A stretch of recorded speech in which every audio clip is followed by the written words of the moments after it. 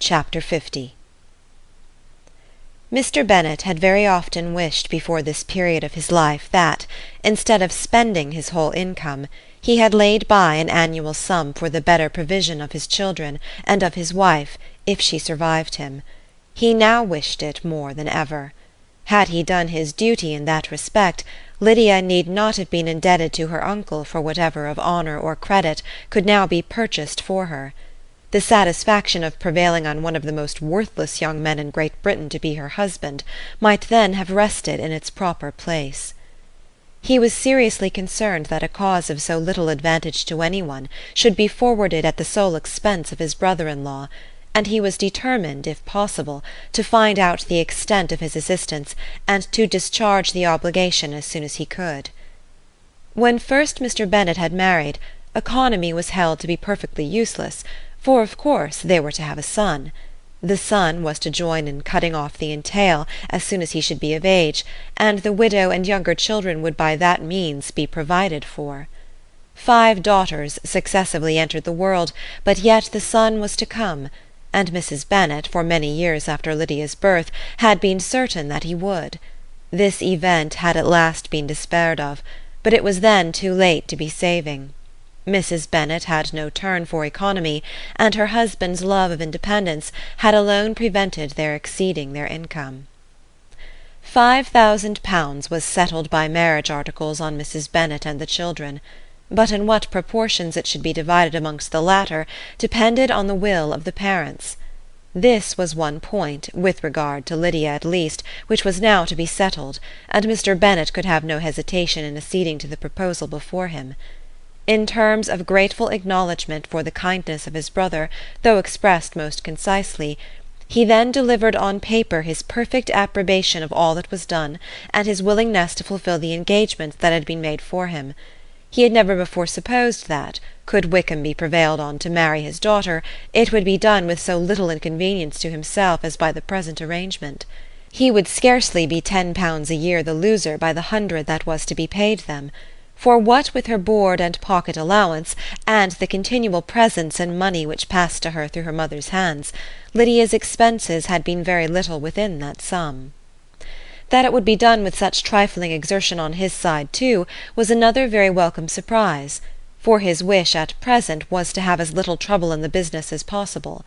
When the first transports of rage which had produced his activity in seeking her were over, he naturally returned to all his former indolence. His letter was soon dispatched, for, though dilatory in undertaking business, he was quick in its execution. He begged to know further particulars of what he was indebted to his brother, but was too angry with Lydia to send any message to her. The good news spread quickly through the house, and with proportionate speed through the neighbourhood. It was borne in the latter with decent philosophy. To be sure, it would have been more for the advantage of conversation had Miss Lydia Bennet come upon the town, or, as the happiest alternative, been secluded from the world in some distant farmhouse.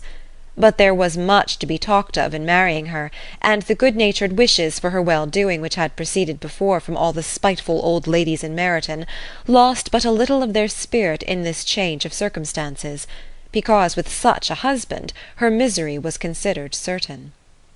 It was a fortnight since Mrs. Bennet had been downstairs, but on this happy day she again took her seat at the head of the table, and in spirits oppressively high.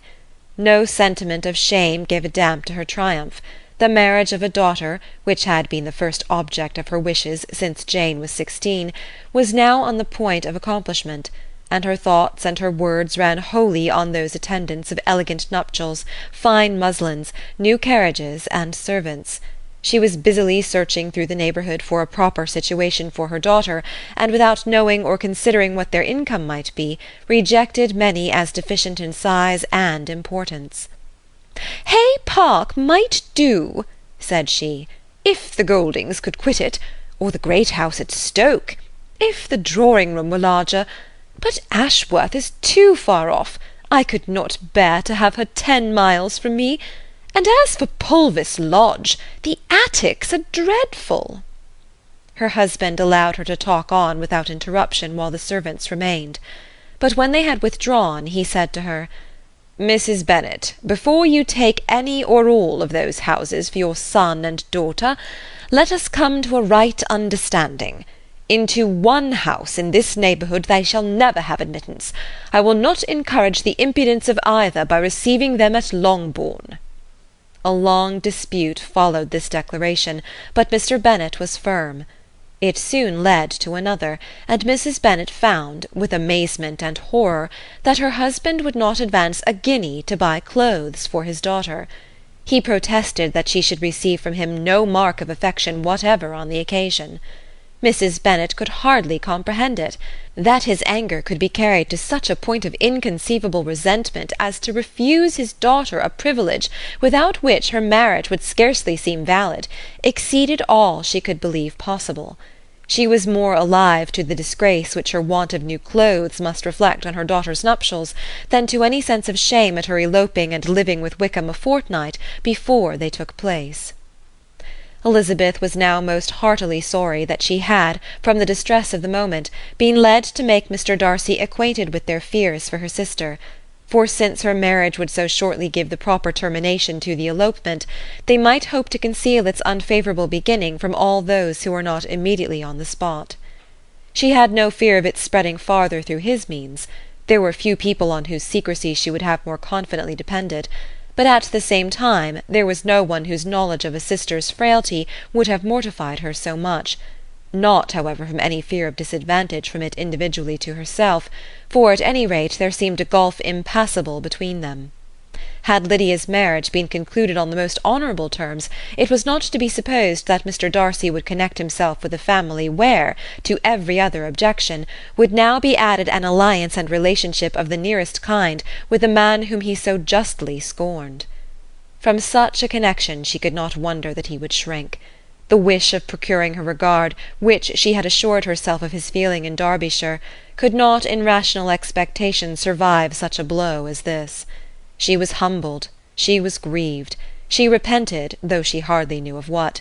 She became jealous of his esteem, when she could no longer hope to be benefited by it. She wanted to hear of him, when there seemed the least chance of gaining intelligence. She was convinced that she could have been happy with him, when it was no longer likely they should meet. What a triumph for him, as she often thought, could he know that the proposals which she had proudly spurned only 4 months ago would now have been most gladly and gratefully received. He was as generous, she doubted not, as the most generous of his sex, but while he was mortal there must be a triumph.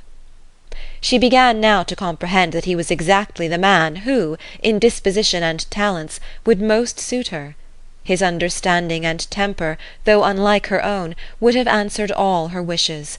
It was an union that must have been to the advantage of both.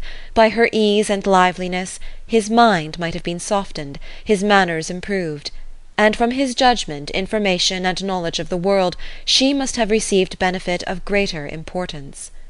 But no such happy marriage could now teach the admiring multitude what connubial felicity really was. An union of a different tendency, and precluding the possibility of the other, was soon to be formed in their family.